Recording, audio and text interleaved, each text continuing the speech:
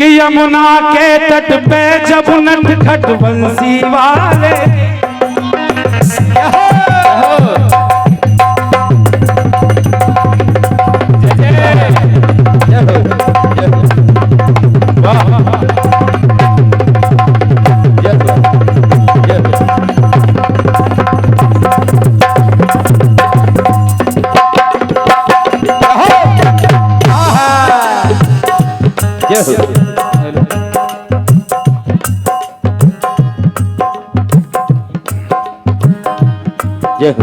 यमुना के तट पे जब नटखट बंसी वाले बंसी बाजेगी मीरा ना बंसी बाजेगी राधा नाचेगी बंसी बाजेगी राधा बंसी बाजेगी राधा नाचेगी बंसी बाजेगी राधा नाचेगी। क्या बात। चूंकि कीर्तन में कुछ कथाएं लगी होती हैं वेद पुराण की, शायद कोई कथा किसी ने सुनी हो नहीं सुनी, आप सब सुनते हैं कथा भागवत टीवी पर चल रही है। अब लाइन सुने।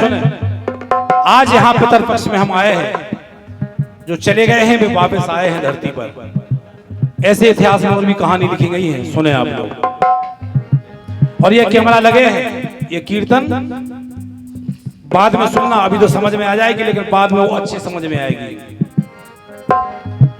कि लगा सदा से इस जग में आना जाना, लगा सदा से इस जग में आना जाना, जाना तो है सबको पर जग अनजाना। जय जय। जितने लोग बैठे हैं सब यही हिसाब से बैठे कि हमें कौन जाने हैं। हम सोच रहे हैं बात कि हमें कौन जाने हैं। जाटाई बनवा लो, जो कमरा तैयार करा लो, अब की बार आस में ट्रैक्टर उठा लो, ऐसे तैयारी कर रहे जैसे 500 साल की उम्र मिली हो। लेकिन इसे निश्चिंत है कि हमें जाने हैं, और सच्चाई भैया है। लगा सदा से इस जग में आना जाना, जाना तो है सबको पर जग अनजाना। इस जग में आना थे रिश्ते सभी निभाते। लाइन सुनना, अलग अलग लाइन आई है, इस कीर्तन की विशेषता है, इसलिए हम बताएंगे, आपको बताते जाएंगे।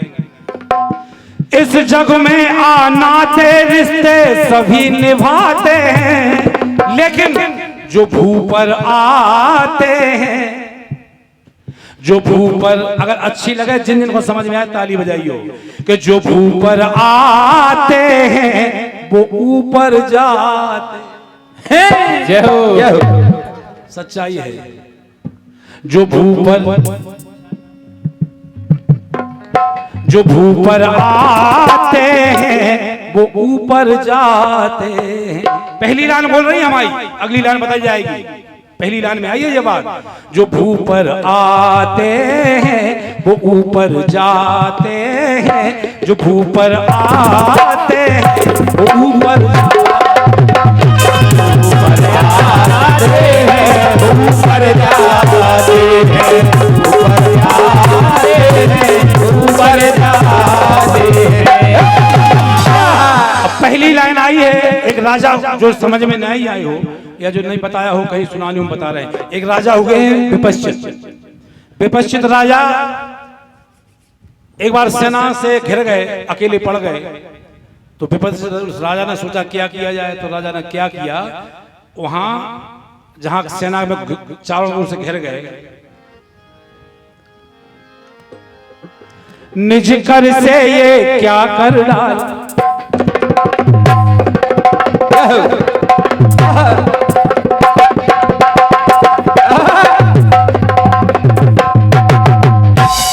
कहानी में सुनेंगे आप लोग, कुछ बातें बताएंगे हम, ध्यान रखना। राजा विपश्चित जब सेना से घिर गए, देखा कि हम मर जाएंगे, तो राजा ने एक हवन कुंड बनाया और उस हवन कुंड में अपना सिर काट के हवन कुंड में डाल दिया। फिर घटना घटी। लाइन ध्यान रखना, पहली लाइन आई है, जो ऊपर आते हैं वो ऊपर जाते हैं। अगली लाइन बदल जाएगी कि निज कर से ये क्या कर डाला हवन कुंड में, हवन कुंड अपना सर डाला, और अपना सर हवन कुंड में डाल दिया तो राजा के स्वरूप जैसे 4 राजा तैयार हो गए। हवन कुंड से 4 राजा तैयार हो गए हैं। अब सेना भ्रमित हो गई कि असली राजा कौन है। तो घटना घटी कि एक से राजा 4 है पाए, चारों ओर है धाए। एक से राजा 4 है पाए, चारों ओर को धाए। समझ ना पाते हैं सभी चकराते। सेना खड़ी है कि असली राजा कौन है। वो असली राजा कौन थे, जहां पर हम लोग आप बरसात में देखते हैं वो निकलता है रंग बिरंगा आकाश में, जिसको कभी इंद्रधनुष बोलते हैं, कभी क्षेत्रीय भाषा में अलग अलग बोलते हैं। जो रंग बिरंगा बरसात में निकलते हैं ना, वही 4 राजा है, वही राजा है। नजरों से जो नजर सको तो नजर वो आते हैं, नजरों से जो नजर सको तो नजर वो आते हैं। और पहली लाइन आई थी कि जो ऊपर आते हैं वो ऊपर जाते हैं। यहाँ लाइन बदल गई, जो राजा गए तो इंद्रधनुष के रूप में आकाश मंडल में छा गए। तो लाइन आई कि जो ऊपर जाते हैं न भूपर आते। पहली लाइन आई थी जो भूपर जाते हैं वो, जो भूपर आते हैं वो ऊपर जाते हैं। दूसरी लाइन आई जो ऊपर जाते हैं न भूपर आते, जो ऊपर जाते हैं न भूपर आते, जो ऊपर जाते हैं न भूपर आते हैं, ऊपर जाते हैं न भूपर आते हैं, ऊपर जाते हैं न भूपर आते। एक सौभाग्य की बात मानना चाहिए राजा कर्ण की, राजा कर्ण की, जिनकी कृपा से 15 दिन हमें अपनी पितर की सेवा के लिए मिले हैं। ये राजा कर्ण की वजह से हुआ है, क्योंकि राजा कर्ण ने बहुत दान किया था लेकिन अन्न दान नहीं किया था। तो ये 15 दिन उन्हें विशेष रूप से दिए गए थे कि इस 15 दिन में तुम दान करोगे, जाओ। नाम था उनका कर्ण के दिन।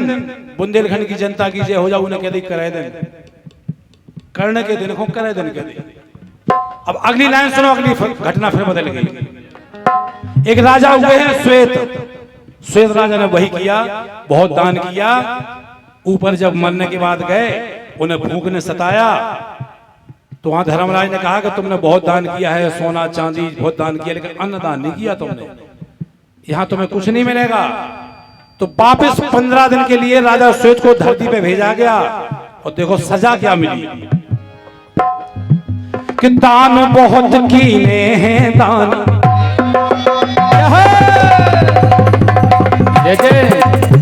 क्या बात है मुकेश भाई, ऐसे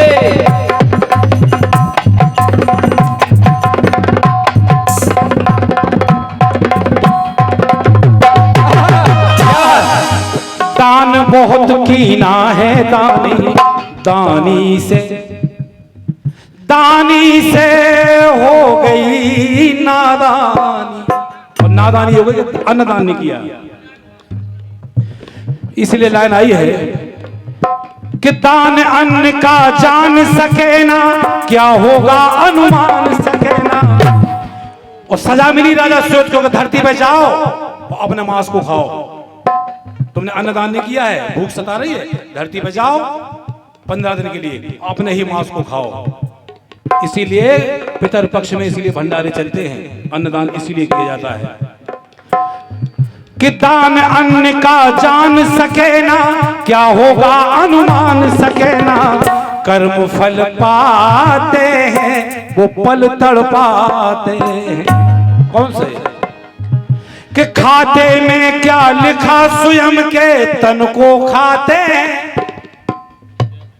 15 दिन को अभी लाइन आई थी जो ऊपर भूपर आते हैं ऊपर जाते हैं, फिर लाइन आई थी कि जो ऊपर जाते हैं ना भूपर आते हैं। इतने चक लाइन बदल गई। कर्म फल खाते में क्या लिखा स्वयं के तन को खाते हैं। और राजा श्वेत जो भू पर आते हैं फिर ऊपर जाते। भूख लगी सो नीचे, अब गए सो फिर ऊपर। उनका यही क्रम चलता रहा। जब भूख लगी तो अपना मांस खाने धरती पे आ गए, और भूख मिट गई तो फिर ऊपर चले गए। यहाँ लाइन आ गई है, जो भू पर आते हैं फिर ऊपर जाते हैं। जो भू पर आते हैं ऊपर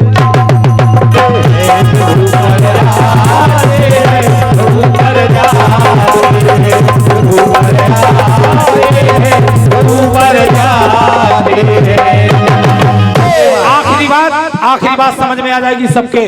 राजा त्रिशंकु सबकी समझ में आ जाएगी, पढ़ा है किताबों में। त्रिशंकु राजा ने एक बार विश्वामित्र जी से कहा कि हमें जिंदा में स्वर्ग जाना है, जिंदा में साशरीर।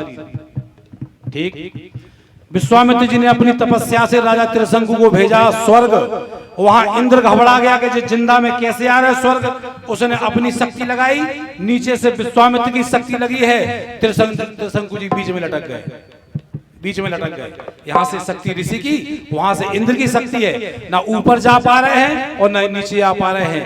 त्रिशंकु जी बीच में लटके हैं। आज तक पढ़ा है बचपन में किताबों में, क्या कि भूप स्वर्ग को चाहा जाना। अरे भूप स्वर्ग को चाहा जाना, चाहे के भी वो, चाहे के भी वो पाए जाना। क्यों कि उधर लगी सुरपुर की शक्ति, शक्ति भी ना कुछ कर सकती। ग्रंथ ये गाते हैं यही बतलाते। अंतिम लाइन तो ध्यान है। पहली लाइन आई थी जो भू पर आते हैं ऊपर जाते हैं। दूसरी लाइन आई थी कि जो ऊपर जाते हैं ना भू पर आते हैं। अब तीसरी लाइन देखें कि बिना विचारे जो करते पीछे पछताते हैं। और राजा त्रिशंकु न ऊपर जाते हैं न भू पर आते। ये बीच में लगा लटक के, न ऊपर जाते हैं न भू पर आते हैं।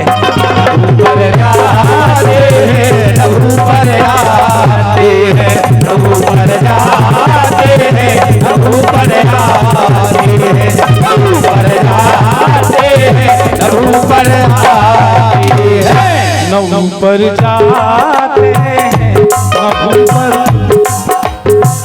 और ये गीत हम तक भेजा है हमारे परम श्रद्धेय कीर्तन जगत की बहुत शान, बहुत बड़ी हस्ती सम्मानीय भैया बाबूलाल जी राजपूत, आपके द्वारा ये प्रसाद मिला है। बहुत बहुत धन्यवाद है, बहुत बहुत शुभकामना है। चलिए एक बुंदेली की लाइन दे रहे हैं और उसके बाद 2 लाइन और सुनाएंगे। हमारे उसके बाद छोटे भाई बैठे हैं, ये भी आपकी सेवा में आएंगे। एक लाइन सुनो, हम जिसके उपलक्ष्य में आए हैं, एक क्रम है, आना जाना है। आज हम यहाँ गा रहे हैं, सब बैठे हैं। कौन अगले पितरपक्ष में कहाँ पहुंच जाए कोई ठिकाना नहीं है। इसीलिए